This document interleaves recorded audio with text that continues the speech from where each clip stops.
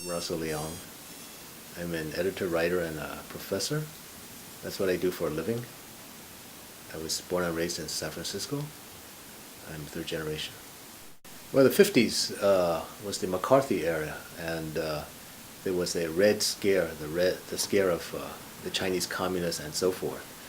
So I would say there was a lot of anti-Asian discrimination, and Asians, especially Chinese, had to keep quiet because, during World War II, Chinese were the allies, and then after 1949, after the establishment of the People's Republic of China, the Chinese became enemies. And so Asian Americans, Chinese Americans were sort of on this tightrope of international politics. Whatever was happening on the world scene influenced our status and our acceptability in the larger society. My father was a journalist and a Stanford graduate, but I think it was very difficult for him to get a job in the mainstream at the time.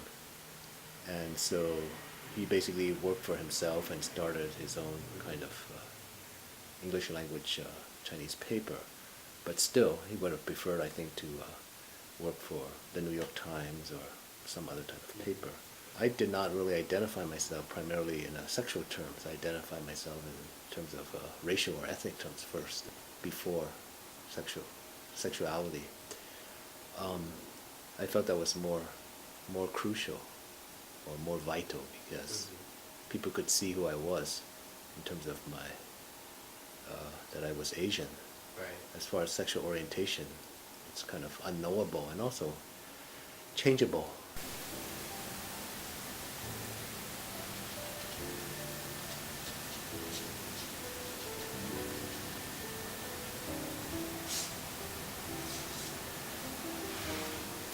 I used to paint small, but now why not paint bigger? The world's big. In Los Angeles, it's your home, but you're leaving. Yes, I'm a fugitive.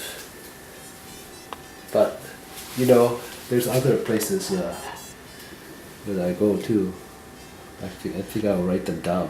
Maybe there's New York. There's Beijing.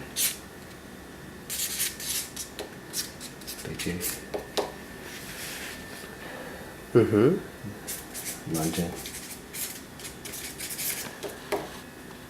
Taipei.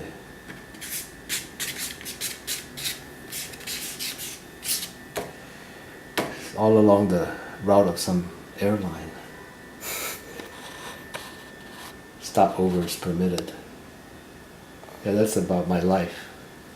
Sort of like an airline route with a lot of stopovers. I think that's where the mind comes in, because if you feel a place can be home, even if you're in a temporal, transitory state, then it's home. You just carry it with you wherever you might be.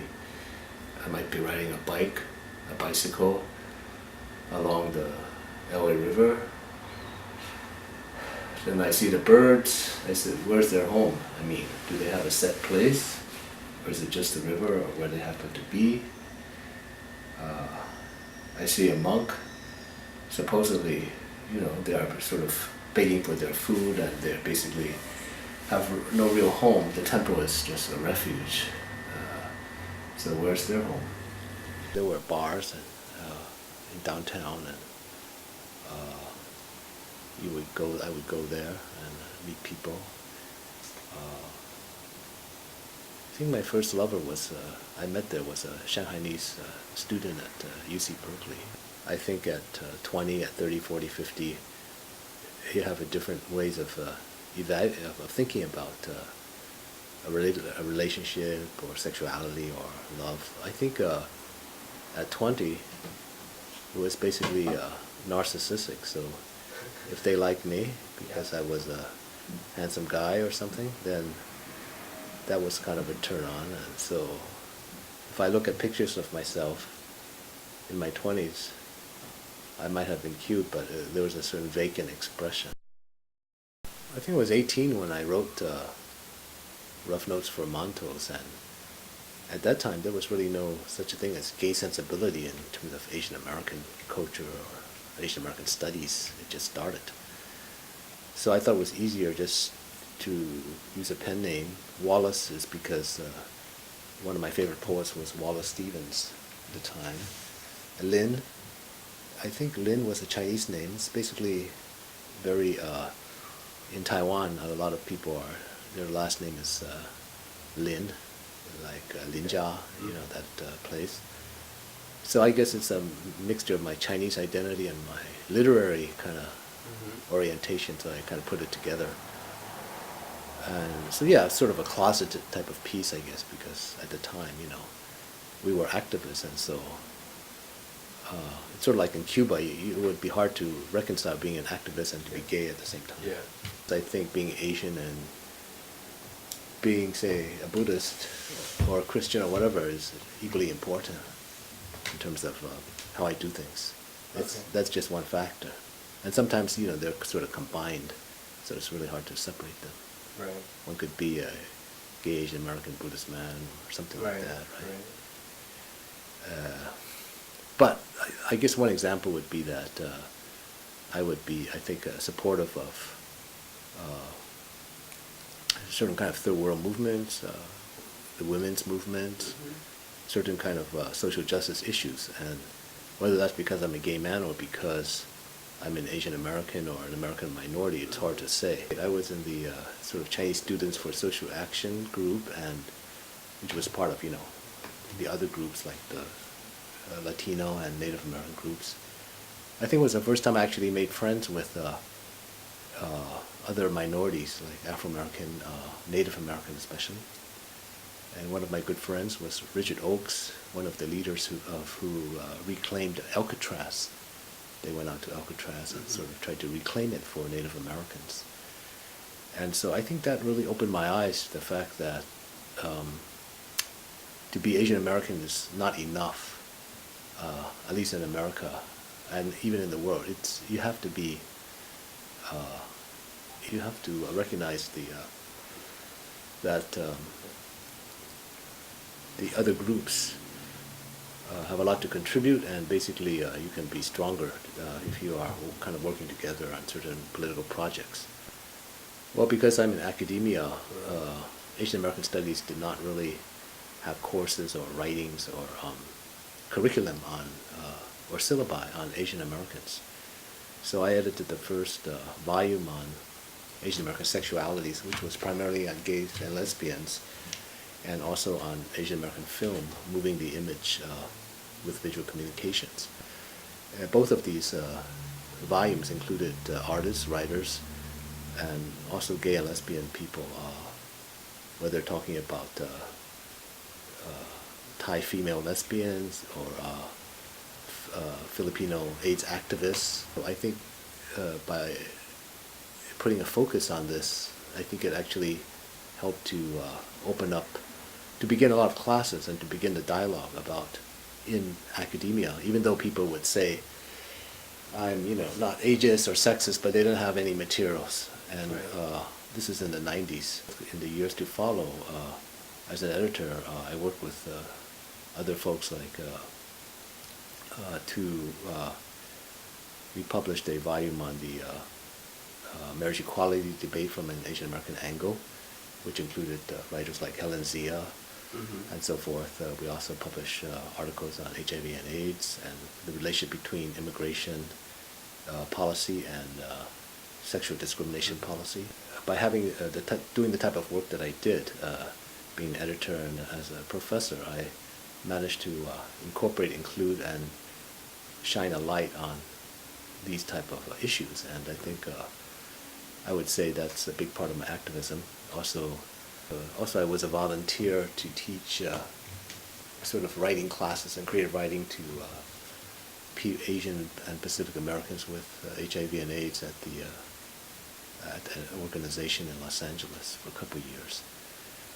And so through these type of activities, they may not be directly on the street activism. I've never marched in a gay parade, but I think through other means, I have provoked discussion and dialogue. And so now it's pretty commonplace for young scholars and Asian American studies to include queer studies from an Asian American perspective. Before it was just white. For instance, on the marriage equality debate issue, that were we going to just put kind of coming out stories or have profiles of nice Asian couples who got married in City Hall in San Francisco? That was really not enough. So what we did was take another approach. We worked with we got demographic materials, worked with other scholars on looking at, from the census, how many Asian Pacific couples said that they had a same-sex partner living in the home, so you could assume that, they were a certain percentage were gay and lesbian. Mm-hmm. We also looked at immigration policy and people with, say, HIV or who were seropositive because, and to see whether how marriage equality affected that or whether it was affected. Also, a lot of the early civil rights cases around marriage equality were filed by Asian Americans in I think Washington State and Hawaii by South Asians and Japanese Americans. So Asian Americans have really been involved in the marriage equality debate, but in the mass media they really were not acknowledged. It seems to be sort of a white thing. So I think by putting it within a civil rights context and bringing history to light, I think that's a form of activism, so that basically, for the record, Asian Americans have been involved in the movement, but in perhaps from another angle, another standpoint. As far as advice to the next generation or younger people like yourself, I guess I would say one, maybe it's sort of a two-pronged type of advice. I guess one is to choose your fights carefully. For one thing, for instance, there are many issues, whether it's environmental issues, global warming, more funding for HIV, women's rights,